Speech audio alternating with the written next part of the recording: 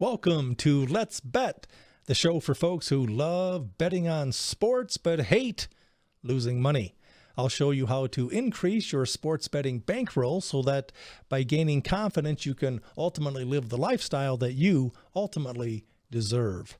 I'm your host, Scott Pritchard, professional sports bettor full-time for the past 31 years, founder of Pritchard'sPicks.com, home of Pritchard's Pick of the Day. Last year took third place in the Circa Invitational. This year, same contest, same third place. Are you kidding me? Every weekend you can find me in the Las Vegas Review-Journal. We broadcast live and worldwide each and every Friday, Las Vegas time from 1 to 1:30.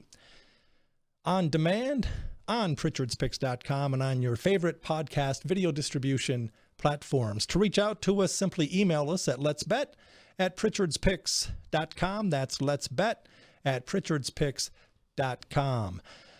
Let's get started. This week, my guest, pro bettor, advantage gambler, sports betting legend, icon in Las Vegas for decade after decade. I've been following this guy for years. Love the guy, humble, transparent, a little bit vulnerable, very relatable. The Krack Man is in the house, Bill Krackenberger. Bill, welcome to the show. Thanks for having me on. Very nice to meet you. And I have known your name in the industry also for years. How's life? Good. It's okay. You know, it's just a little bit hectic during football season. When you said Friday, I said, wow, that's the only really good day for me is Friday. So it worked out well, and I'm glad I'm here. Well, I think Friday, eventually we're going to get to 1 to 3 best bets over the weekend, whether it's college or pro. And I think to piggyback right up until closest to kickoff as possible on a Saturday and Sunday, we have a lot of the information. As a fellow sharp, a fellow pro like yourself, I'm either betting early or I'm betting late. I'm seldom betting in the middle of the week. But I like to be on the move early or against it late. When it comes to sports betting philosophy, Bill, what are your thoughts? Definitely early. I set my alarm for 5:15 Monday mornings. Late would be nice I shouldn't say late. Sunday night when the lines come out, people don't realize that too sometimes. They say, Sunday night, the lines come out 7 days ahead of time? Yes, lines are out on Sunday night, but it's a more vulnerable market, which means much lower limits. Now, so I need to probably wait Monday because the sports books take more Monday morning, but yet they only take a fraction of what they take on a day like today. And then on Sunday, basically on NFL Sundays, you can take whatever your pockets can fill or whatever suitcase you want to dump out on a counter. That's right, 7 figures, and the sports book will probably take that on a straight bet. But yet late on a Sunday, late in the week, if I go to bed at that same sports book, an NFL prop over under on yardage by somebody, over under touchdowns by someone, whatever it may be, they're probably going to limit me to a nickel or a dime if they even take my action. What do you like best about sports betting? Oh, boy, that's a great question. And I'll tell you, the answer is probably going to surprise you. I actually love the rush of betting multiple books at the same time and watching myself control the NFL or college football market. Now, there's not only me, there's half a dozen of us that do that. But it's amazing when I can make a bet and change the line for the market. By the way, Scott, you'll probably be surprised. I wish it wasn't like that. I wish I was able to bet a couple dimes in each sports book across the board here in Vegas, and they don't move the lines, but they're smart enough to move the lines or even over-move them to get action on the other side of the line. I could bet Westgate something right now, and blindly, you could point at the screen, pick a game, pick a side, especially in college football. I guarantee they're going to move a full point off what I do. If I bet an NFL total anywhere in town, they're going to move a point and a half. Well, the reason I wanted to bring that up is because as a fellow professional sports bettor, having made my living for the past 31 years, it's easy to tap into the frustrations of sports betting. For me, it's getting more and more challenging to actually get down to find established outs that will actually take more than, say, a nickel or a dime. Yep. So that's why I wanted to talk specifically about what you enjoy most about sports betting. And I've shared with you one of my frustrations is being limited or flat out rejected 20-25% of the time. And to your point, it is a bit of a rush when you are directly responsible for moving the number based on a nickel or a dime bet. But that's what I wanted to ask you. What are your specific frustrations today when it comes to sports betting? Oh, God. It's, people think, and you were talking about some pretty big numbers for people, a nickel or a dime. The average bet in the United States is under $100. So when you're mentioning 500 or 1,000, we're not even saying that bragging. I want people out there to know. We're saying it because you said a key word. Make a living betting sports. I've been making a living betting sports for decades. I pay tax on sports betting win. Just did it. And by the 15th, I file an extension. Have to pay by October. So it's frustrating because I have to bet thousands and thousands of dollars on games in order to make a living. Now, does that make any sense?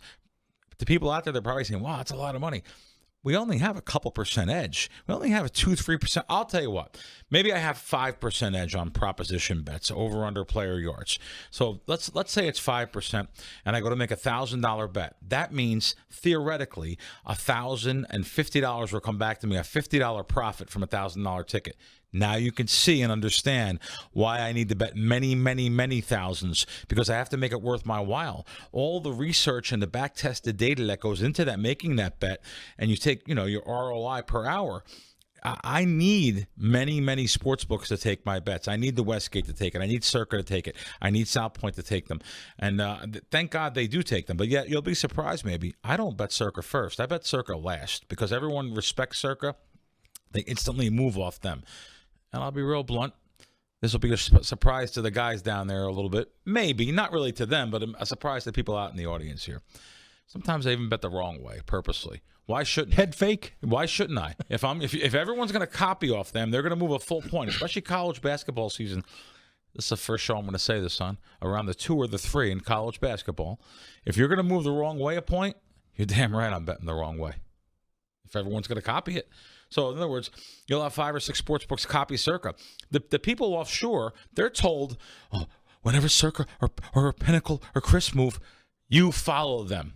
Well, they're going to get penalized for doing that. Use it to your advantage. In your spot then. I like it.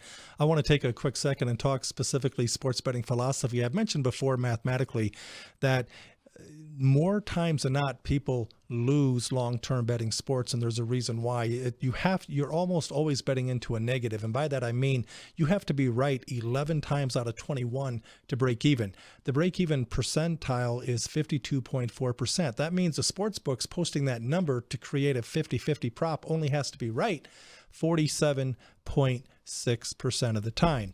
Now, what you can do as an advantage player or as a sharp is to get good numbers. And to Bill's point, I love what he said. He's betting early. He's betting often on Sunday night, 7 days before because by Friday, when we're doing this show live and worldwide each and every Friday, the number for all intent and purpose, boys and girls, has been settled in. It's been shopped by anyone and everyone. But that brings me to a point, Bill.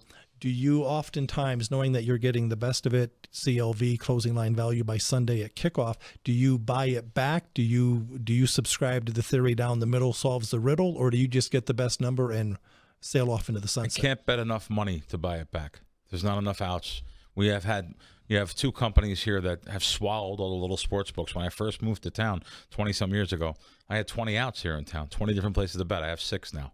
So, and some of them even take pennies. So I literally can't buy it back. I need to have many, many sports books to take my bets. Now, I'll tell you though, in the 90s, that's how I built my bankroll up. I was middling and scalping games. From like 93, 94, I started being serious at this. So let's say 30 years. For the first decade, I was middling and scalping games, absolutely. Especially before there was not even a Don Best screen that was available to a lot of people when I first started in 93. The internet wasn't out yet. So it was much easier to middle games. Now there's computer programs and algorithms that, of course, are built just for arbitrage. It's just not for me. I have partners in each sport, depending on if it's college football, college basketball, depending on the sport.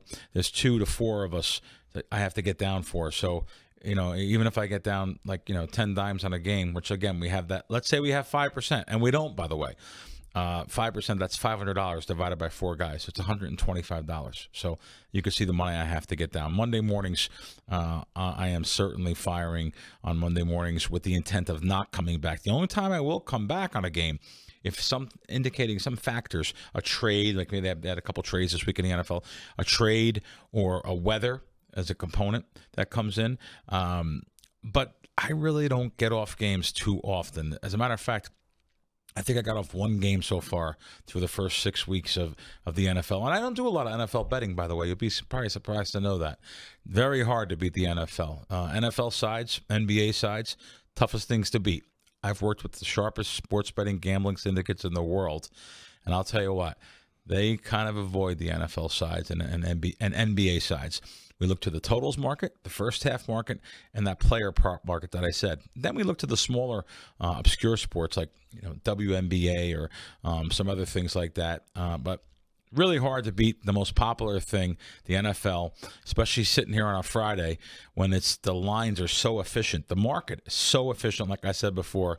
You can go to any big company in town, Caesars, MGM, even down at the Circa. Dump out all your money you got. You want to bet it on an NFL side, they'll be happy to take it. They just won't do it 6-7 days in advance, but the day of the game Correct. when the market is as tight as it possibly can be. But to your point, I like what you said, Bill, because I know from experience that the whole world bets NFL football. It's the most popular thing to beat, but it is the most challenging thing to beat. And to your point, I tend to play totals. I love NBA totals, WNBA totals. I was at the Strat a few short years ago. Nick Bogdanovich, who I'm a big fan of, he's now with Circa.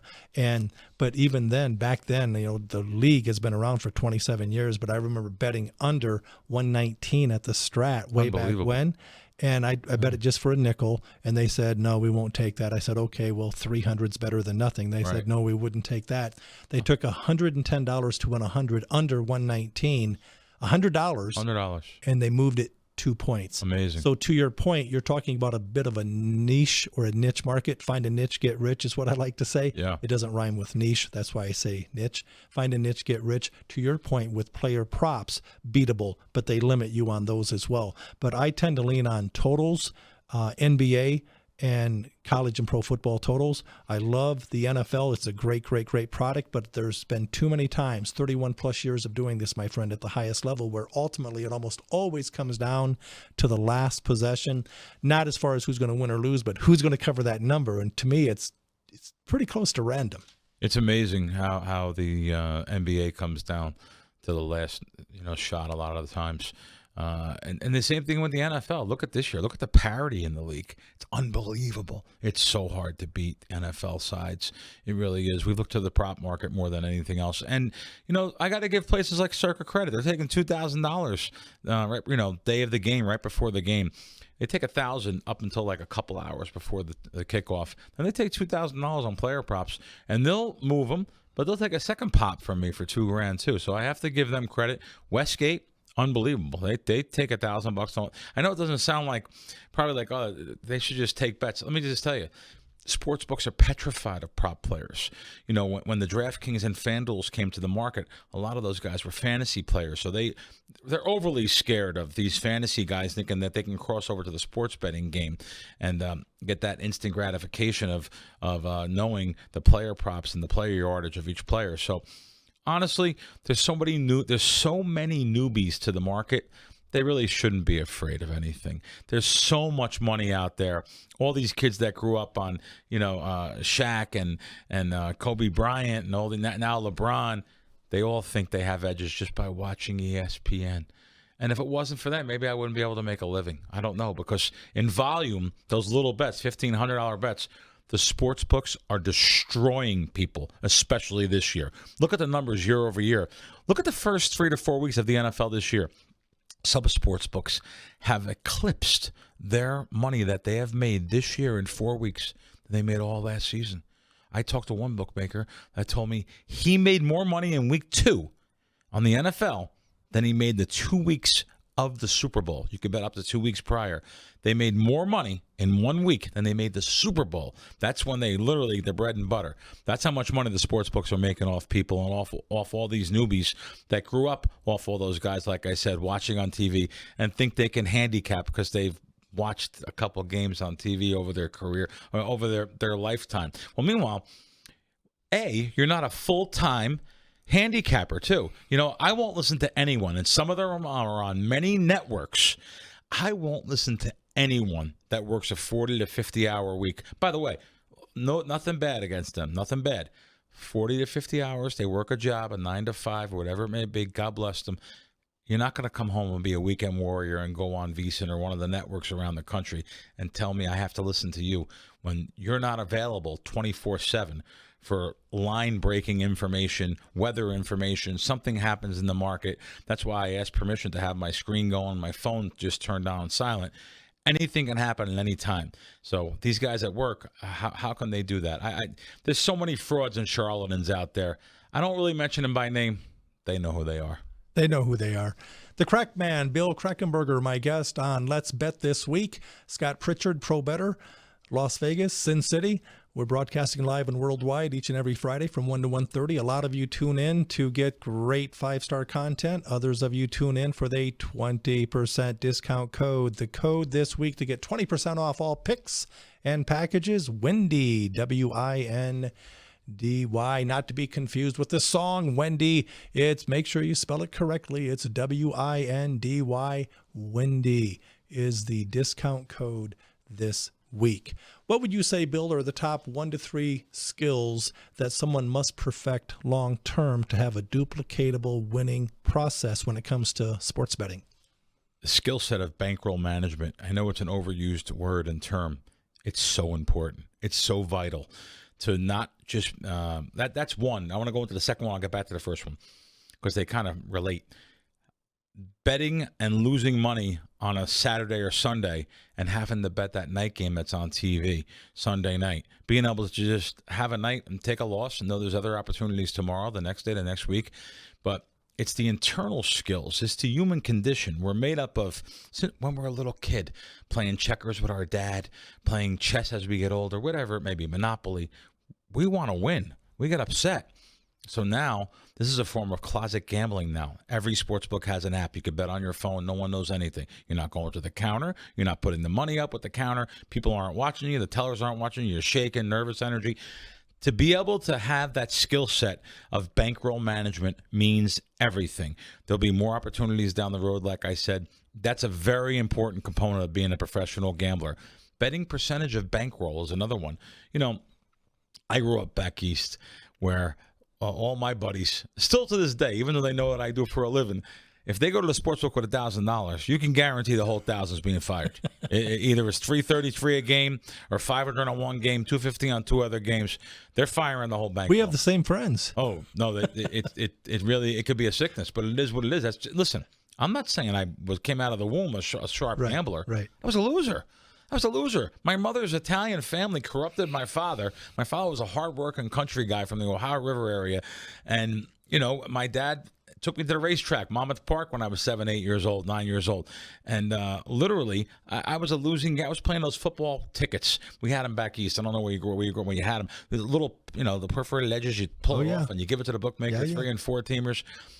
I was a sucker at 9, 10, 11 years old. I was a loser way before I was a winner, way before I found someone that shook me and showed me the way to win money betting sports. But that percentage of bankroll, I'm going to go back to that. So it really is 2 to 3% of bankroll. Maybe you go a little bit higher on player props, but that's all you. So if you have $1,000 dedicated for just sports betting, not to go out to eat, not to take your wife shopping, not just for sports betting, that means you're going to bet 20 grocery dollars per bet.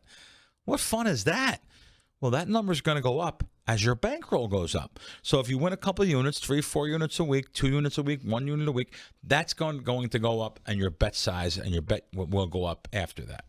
I like that. I've often said when it comes to bankroll money management, 1 to 3%, and it seems to me that only 1 to 3% of the people actually follow this, but those are the winning players. Absolutely correct. You're right about that too. Even though you can listen. I just told you I have friends that are around me from Philadelphia, New York. These guys are good guys. Make a lot of money too. I have a buddy of mine that's an iron worker, makes almost $200,000 a year. He's broke. He fires every weekend. Doesn't matter. He doesn't even want to know what I'm on because that's the ego too. Sure. Of you all the time. You know, you have a little ego. You want to pick your own games. I don't want to follow nobody else. I'm not putting my money up at someone else's place. Bill Krackenberger is the first one to tell you. I'll follow anyone that I know wins. There's not many of them, but I'll follow anyone I know wins. I don't have to have that ego if I came up with the game. I have some of the sharpest guys around me. Thank God for them. We're going to come back with our best bets, 1 to 3 best bets. To recap last week, Rutgers, Wisconsin over Red Rover 44. I played it over 40, but again, I don't give out old numbers. I do not give out what I actually bet on Tuesday. I have to give out what the current number is. So 4 wins, 1 loss in the last 5 weeks. My guest, Chris Piper, 2 wins, 1 loss. Last week, we're going to come back with the Crackman's best bet, or 2 or 3, and I'll share with you my winner steak and lobster dinner right after this. World champion handicapper, Las Vegas' biggest daily sports bettor, Joe D'Amico. How excited. I just did my good friend Scott Pritchard's show, Let's Bet, one of the sharpest guys in this business. I don't make a move without him. You shouldn't either. And you're watching Let's Bet. Joe D'Amico, he'll be back. Well received here on Let's Bet. Thanks to my buddy Joe. Last week, I'm in the trenches. I'm betting first half, second half, sides, totals, money lines, WNBA. I'm not proud, but I am loud. And he reached out and said, hey, man, I've scored not 1, but 2 Raider tickets. I said, I'm in. Sign me up. Free of charge. I couldn't beat the price. I said, dude, how much? He says, for you, free. I said, I'm in. Reached out to my good buddy, my mentor, David, and we went to the Raiders-Steelers game. And right now, it's time for best bets. But first, a friendly reminder, boys and girls, 20% off all picks and packages by tuning in today to Let's Bet. It's for a limited time only. Windy is the coupon code. Windy, W-I-N-D-Y. The Crack Man, Bill Krackenberger, my guest on Let's Bet. 1 to 2 to 3 best bets for the weekend. What do you got? And I'm terrible at giving. I usually don't give out picks. I wasn't prepared for it, but I'll give you stuff I bet. Okay, good. But I like I said, people judge you by 1 or 2 games. I understand. You know, they judge you by 1. I go 5 and 2, and people are upset with the 2 losses. Of course. I did bet Seattle +3, and I see it's still available at the South Point minus $1.10. So I give out lines too. I'm not going to give you something. You know, like I bet a game +3 also. The Monday night game, but it's not 3 now, so it's not a play. So Seattle +3, it's +3 -15 at Circa, it's +3 -15 MGM, +3 -110 at South Point. I did bet Seattle on that game, and you know I just talked about not betting a lot of NFL sides, but that is a side that I do like. Living here in Vegas, we have a lot of edges. So if they book your bets, in other words, like places like I'm not allowed to bet at stations, they throw me out for having a brain. So yeah. So I'm not the only one. Yeah, no, stations. There's many sports books around the world. I mean, I've been through around 3,000 bookmakers in my life. So, and you know, when growing up, that's all they do. They have excuses not to pay you. Now, everyone could be a bookmaker now, by the way. I was told you are not the market we cater to. That was directly from the horse's mouth. They at one place that we've mentioned here. I do like Circa and I like Westgate. Yeah. The good news is, to your point, they'll take a bet. Yeah. The bad news is their lines are pretty darn sharp. I like to bet into soft numbers. So that's right. But the good news is if you have an opinion, informational advantage, at least you can step up and make a bet at those 2 places. Jay's great, Derek Stevens, Benson, those guys, Bogdanovich. I love those guys. Everyone that comes to town, if you come to town and if you're serious about sports betting, if you have you think you're going to bet more than $1,000 for the whole week, which I'm sure most people are in volume, you should definitely have stations. You should definitely have Win, or maybe even Coast properties, Boyd properties in your bankroll, in your arsenal, I mean. And maybe you split your bankroll down the middle, maybe 400 in each book. You should put the money in there because you're going to find half a points on different games in town. I'll even say the South Point because they don't move juice. So they're +3 -110. If they get hit on the +3 multiple times, they'll move it to 2.5. They're not going +3 dog 20, 25. So I like that. If you're serious, if you're coming in for one day, I understand you want to play with the book, but that you're at, But if you're coming in for an extended period of time, absolutely have all of these places funded. You'll see that I'm not allowed to play 2 of the 3 of them. The win I'm allowed to play, but the win I find a lot of opportunities too. So that's really all I can give you for. I bet a lot of props the day of the game when they come up. Sure. I do not know what the lines are going to be right now. I know some of the quarterbacks I'm looking at, over under yards or right now, but I have to get the numbers once they come up. Now, unfortunately, there is reasons why you live in Vegas too that are bad. I don't have DraftKings at my disposal. I don't have FanDuel at my disposal. They have props up on every game now, player props. So sometimes I wish I was in an area that has them a jurisdiction. That's why last weekend I was in Connecticut. So I was there and I was able to bet DraftKings. But they limit me too. I'm limited to $1,000 per trip at the counter.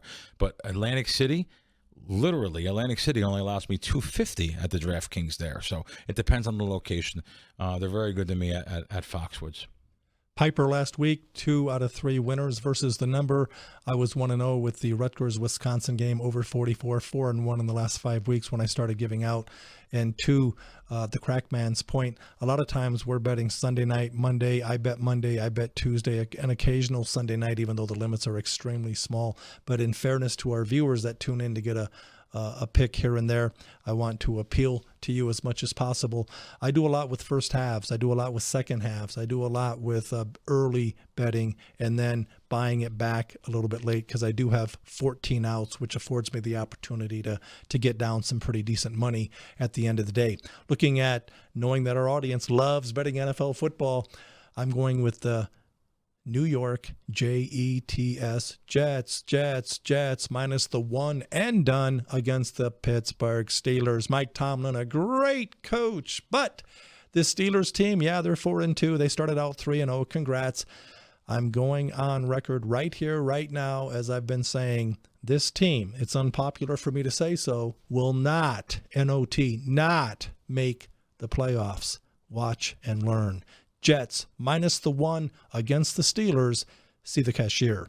Bill, as we wrap it up, in 30 seconds or less, if you could tell me why you think most people who bet on sports lose. Well, it's fashionable now. It's everywhere. So, of course, you have people that are betting. You have housewives betting. You have everyone bets sports now. It's years ago when we started.